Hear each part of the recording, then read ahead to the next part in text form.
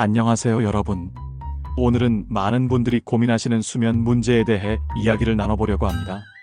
상담실에서 만나는 많은 어르신들이 이런 말씀을 하세요. 요즘 잠이 안 와요. 자다가 자꾸 깨요. 새벽에 눈이 떠져서 다시 못 자요. 아마 여러분 중에도 비슷한 경험을 하고 계신 분들이 많으실 겁니다.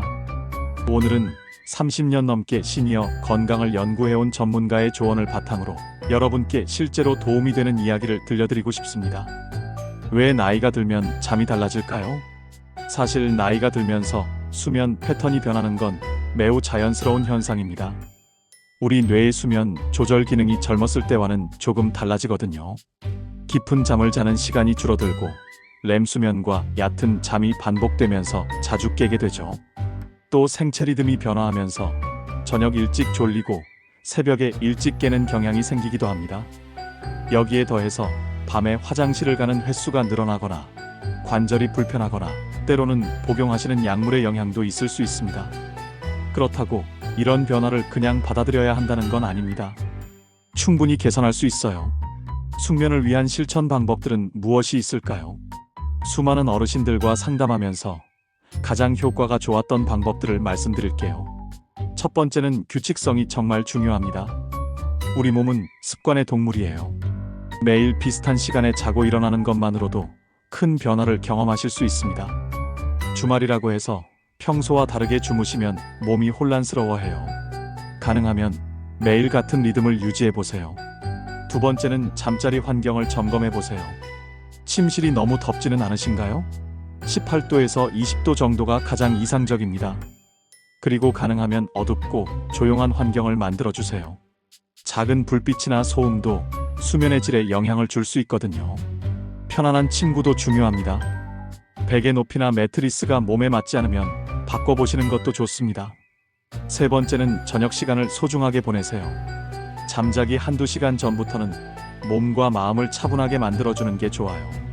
따뜻한 물로 샤워를 하시거나 좋아하시는 책을 가볍게 읽거나 조용한 음악을 들으시는 것도 좋습니다. 다만 스마트폰이나 TV는 멀리 하시는 게 좋아요.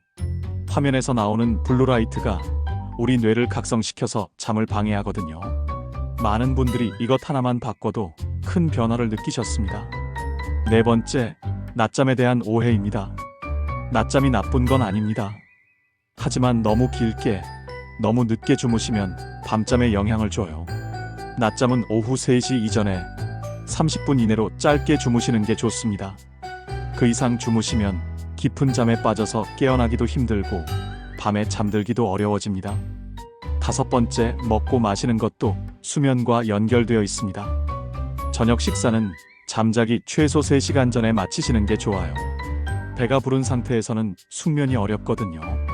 커피나 녹차 같은 카페인 음료는 오후 2시 이후로는 피하시는 게 좋습니다. 카페인은 생각보다 오래 몸에 남아 있어요.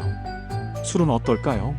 술을 마시면 잠이 잘 온다고 생각하시는 분들이 많은데 실제로는 수면의 질을 크게 떨어뜨립니다. 자다가 자주 깨게 되고 깊은 잠을 못 자게 되죠. 그리고 밤에 화장실 가는 것 때문에 자주 깨신다면 잠자기 2-3시간 전부터는 물을 적게 드시는 것도 방법입니다. 여섯 번째, 낮에 몸을 움직이세요. 규칙적으로 산책을 하시거나 가벼운 운동을 하시면 밤에 훨씬 깊게 주무실 수 있어요.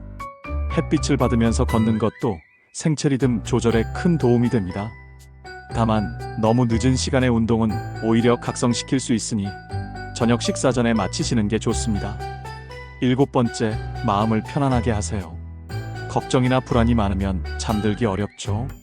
잠자리에 누워서 이런저런 걱정이 떠오르신다면 간단한 복식 호흡을 해보세요. 천천히 코로 숨을 들이마시고 입으로 내쉬는 걸 반복하는 거예요.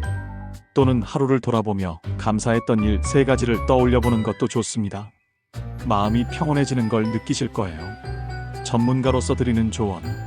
이런 방법들을 실천하셨는데도 잠들기까지 30분 이상 걸리거나 밤에 3번 이상 깨시거나 낮에 견딜 수 없을 만큼 졸리시다면 수면 전문의와 상담하시는 걸 권해드립니다. 수면무호흡증이나 하지불안 증후군 같은 수면 질환일 수도 있거든요. 이런 경우는 적절한 치료를 받으시면 큰 도움이 됩니다. 수면제에 대해서도 의사와 충분히 상담하신 후 결정하시는 게 좋습니다. 마무리. 오늘 말씀드린 것들이 어려워 보이실 수도 있어요. 하지만 걱정하지 마세요. 한 번에 다 바꾸려고 하지 마시고 하나씩 천천히 시도해 보세요. 제 경험상 이런 작은 변화들이 모여서 큰 차이를 만들어냅니다.